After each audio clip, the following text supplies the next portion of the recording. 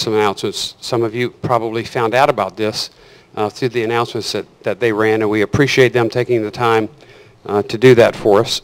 The county government has mentioned it on their cable channel, and I believe they're going to record this and probably replay it somewhat as time goes on for people that might be interested who didn't have the opportunity to be here today. And we want to thank them.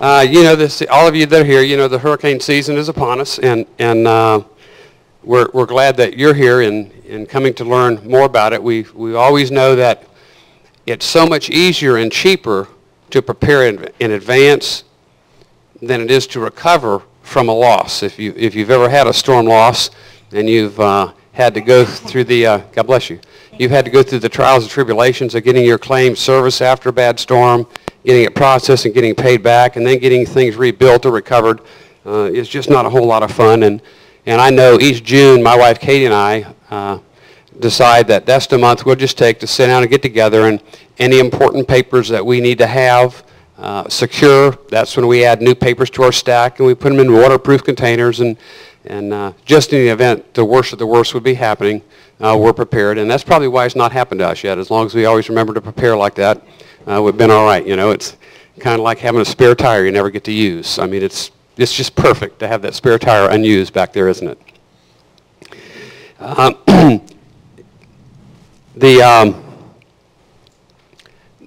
The office staff that we had here with us, we have Catherine Rudloff, my district director in the back. Catherine,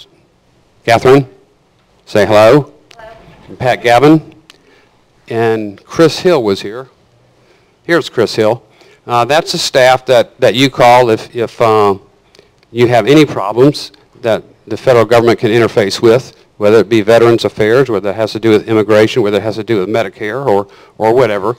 But I'm glad that they're always happy to get on the road and see if they can be of service. And if you have any things you want to follow up with them today, that's why they're here. We did some little bit of constituent work at the college before we got here, but feel free to ask them about any questions you may have about that. Now, we're going to hear from a number of different people at different levels about emergency preparation and emergency care, and I'll introduce them at this time. First, we have a warning coordination meteorologist, meteorologist,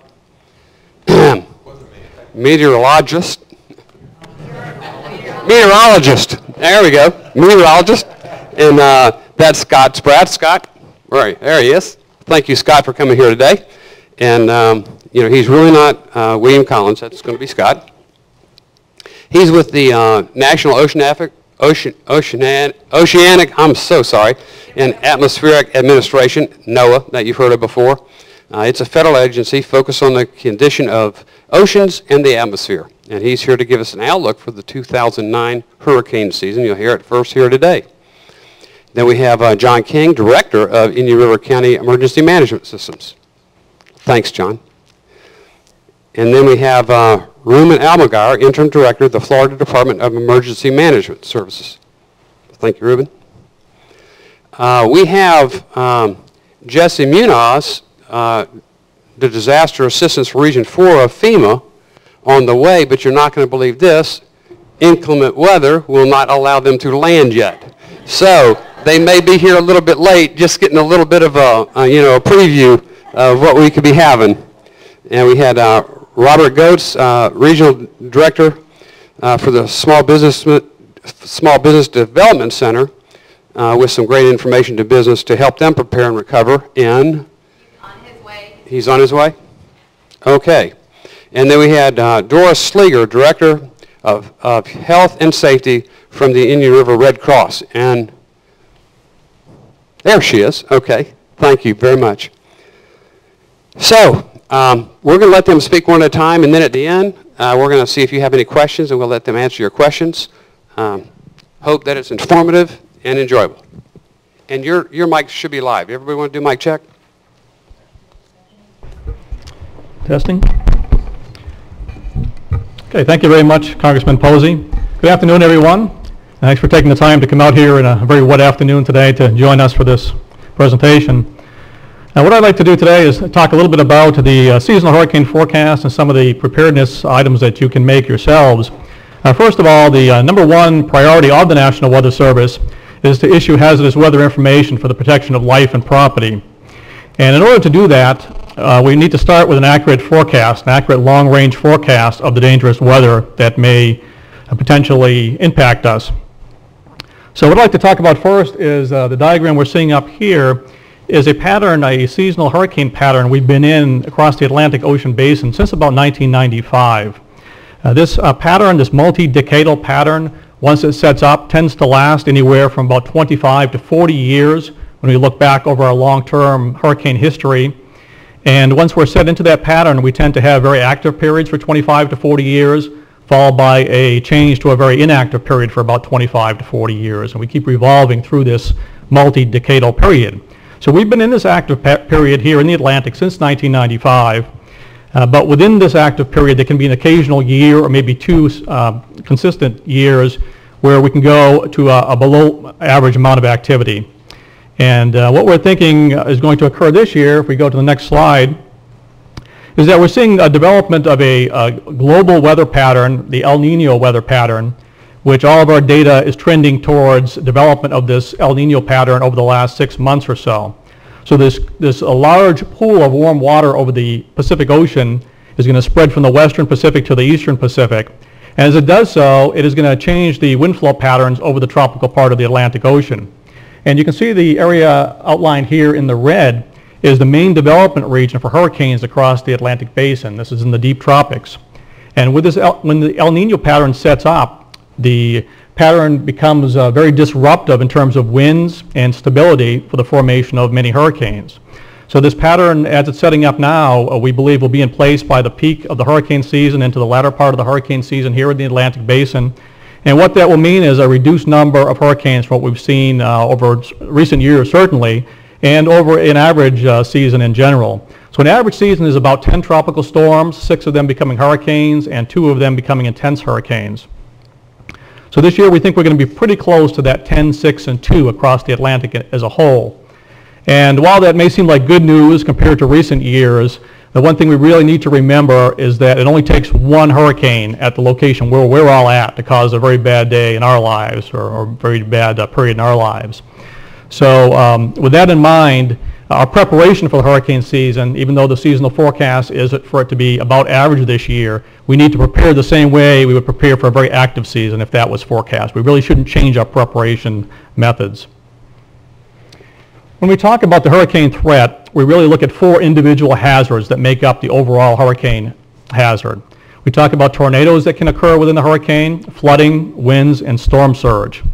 And I think many of us living in Florida are kind of used to these weather parameters that can occur during the Florida warm season individually, but with a hurricane, obviously, we're facing the threat for all of these occurring at the same time. Tornadoes often occur well in advance of the hurricane landfall, maybe 1 day, even 2 days in advance. They can occur after the hurricane moves past and is moving away from us, so something we need to be very attuned to. Flooding, we faced some major flooding events here in Central Florida, 1 tropical, 1 non-tropical over the last 12 months or so. So we can see that we can have several feet of rain from a tropical system and even from a non-tropical system that can accumulate very fast and cause some potential for injuries. Winds, we're all aware of the winds in a hurricane, anywhere from a Category 1, 75 miles per hour, up to Category 5, which is about twice the strength of a Category 1. And then storm surge, which is a major impact and potentially the greatest potential loss of life for people living along the coastline. Most of the hurricane evacuations that occur to get people out of the storm surge zone. And over the last decade or even 2 decades here in Florida, working together with the National Weather Service, our partners in the Emergency Management Agency and the media, we've all come together to do a good job of letting people know there's a hurricane approaching our area. And the number of casualties associated with hurricanes really has become quite low. And we look at the statistics after the storm, we're seeing many of the fatalities and the injuries that are happening with hurricanes, at least in Florida these days, are occurring from the indirect impacts associated with cleanup after the storm.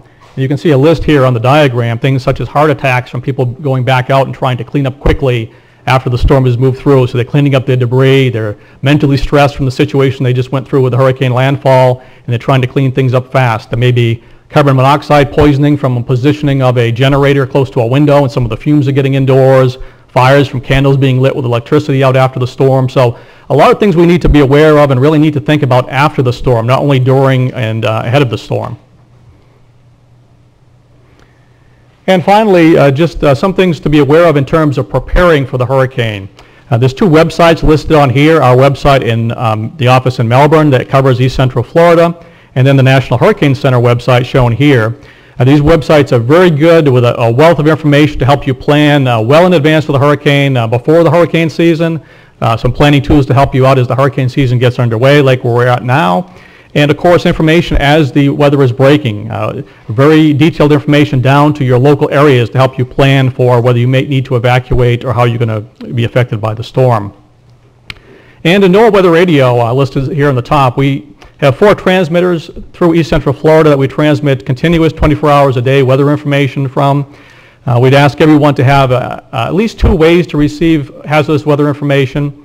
One of those ways, we'd really like it to be a NOAA weather radio. 24 hours a day, can wake you up with a tone alert in the middle of the night if there is an emergency bulletin sent out. And of course, there's many other mediums of communication out there today, from text messaging to local media, that would be a great backup to have as well. So always have 2 methods of communication to receive a hazardous weather warning. So that's all I had this afternoon. Thank you for your time, and I'll be available to answer some questions afterwards.